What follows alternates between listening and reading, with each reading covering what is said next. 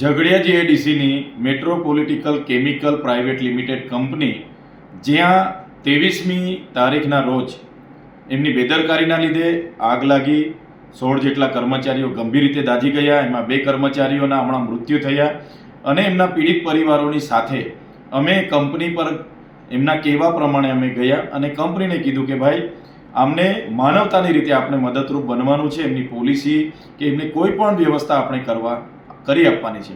ત્યારે ત્યાંની પોલીસે 5 દિવસ સુધી કોઈ પણ જાતની એફઆઈઆર આ કંપની પર કરી નથી. અમે ગયા બાદ પ્રશાસન દ્વારા આ કંપનીને બંધ કરવા માટેની નોટિસ એમણે આપેલી છે ને સંતોષ માન્યો છે.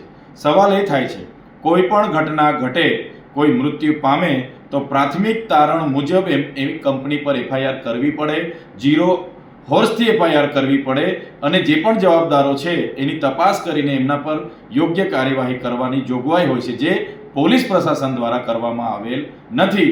અને આ ઝઘડિયા પોલીસ લાજવાના બદલે ગાજી રહી છે અને ઉલટાનું અમારા પર, મારા સહિતના આગેવાનો પર 3 એફઆઈઆર કરી છે.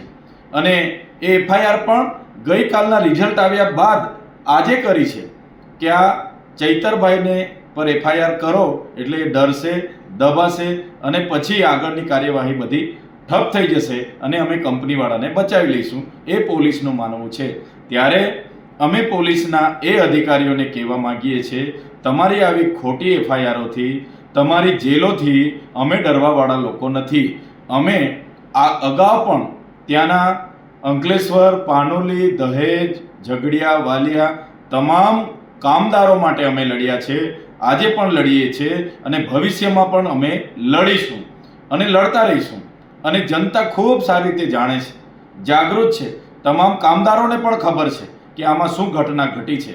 ત્યારે જ્યારે પણ અમારે જેલમાં જવાનું થશે ત્યારે આજે એકલા ચૈતર વસાવા નથી, આજે બધા જ હજારો ચૈતર વસાવા અહીંયા ઊભા થયેલા છે.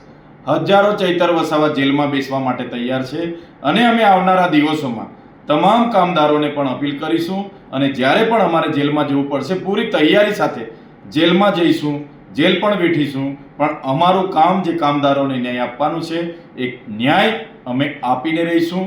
આ 16 પરિવારના લોકોને ન્યાય આપવાનું કામ અમારું છે, એ ન્યાય અપાવીને રહીશું. એમની સાથે ક્યાંય અન્યાય નહીં થવા દઈએ, એમના પરિવારો સાથે અન્યાય નહીં થવા દઈએ, એની અમે ખાતરી આપીએ છીએ. હજુ સુધી તમે અમારી ચેનલને સબસ્ક્રાઇબ નથી કરી તો અત્યારે જ ન્યૂઝરૂમ ગુજરાતને સબસ્ક્રાઇબ કરો, ફેસબુક અને ઇન્સ્ટાગ્રામ પર ફોલો કરો.